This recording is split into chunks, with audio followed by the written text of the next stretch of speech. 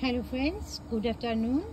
মই আজি আপোনালোকক এটা ভিডিও দেখাবলৈ গৈ আছো মোৰ ঘৰত থকা এজোপা ভেন্দি গছ মানে লেডিজ ফিংগাৰ।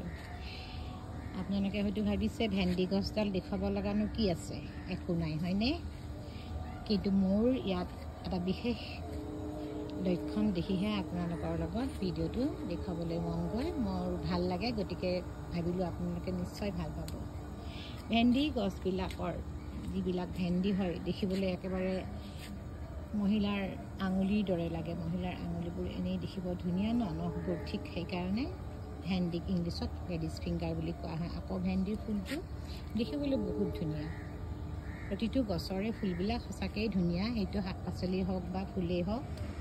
গতিকে এতিয়া মই ক'ব খুজিছোঁ, এই গছডাল সাধাৰণতে ভেন্দি গছবিলাক আমাৰ কেনেকুৱা, এডাল দীঘল ভেন্দি গছ হয় আৰু গা গছৰ পৰা একোটাকৈ পাত ওলাই চাইডে চাইডে, লগত এটা এটাকৈ ভেন্দি ওলায় দীঘলকৈ পোনকৈ।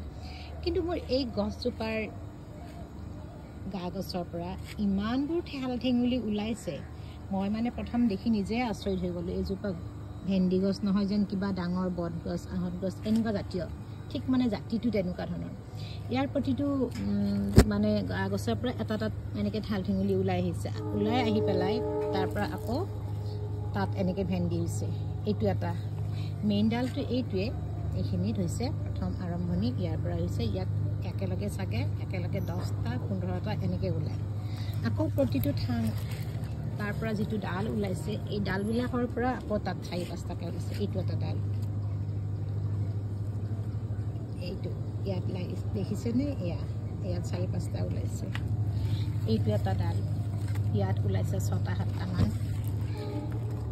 তাৰপাছত আকৌ এনেকৈ এইটো এটা মানে ওলাই আছে আৰু এতিয়া কমপ্লিট হোৱা নাই।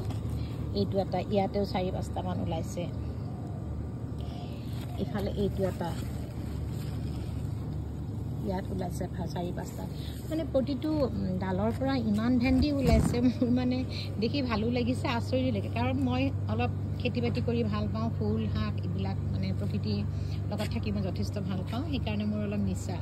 এই যেতিয়া গছডাল ল'লোঁ ভাবিলোঁ এডাল গছে ইমান ডাঙৰ হ'লনে, এডাল গছ ভেন্দি গছ নহয় যেন কিবা বেলেগহে।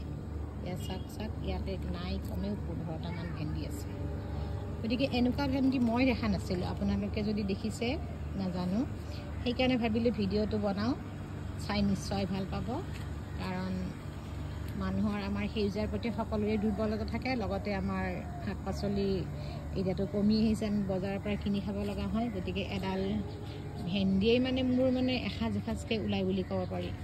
আৰু ইমান ধুনীয়া দীঘল দীঘলকৈ হৈছে, দেখিয়ে ভাল লাগে, খাবও মন নাযায়, মোৰ ৰাখি থ'ব মন যায়। সেইকাৰণে আপোনালোকৰ লগত ভিডিঅ'টো শ্বেয়াৰ কৰিব ল'লোঁ। গছডাল যথেষ্ট ডাঙৰ হৈছে, অমিতা গছৰ নিচিনা এনেকৈ ডাঙৰ হৈ গৈছে। গতিকে ভিডিঅ'টো আপোনালোকৰ নিশ্চয় চাই ভাল লাগিছে। মোৰ ভাল লগাৰ বাবে আপোনালোকৰ লগত শ্বেয়াৰ কৰিলোঁ। মই সদায় ৰাতিপুৱা এবাৰ, গধূলি এবাৰ, দুবাৰকৈ চাওঁ কিমান ডাঙৰ হ'ল ভেন্দিকেইটা, কেইটা ওলালে। ধন্যবাদ, গুড আফটাৰনুন।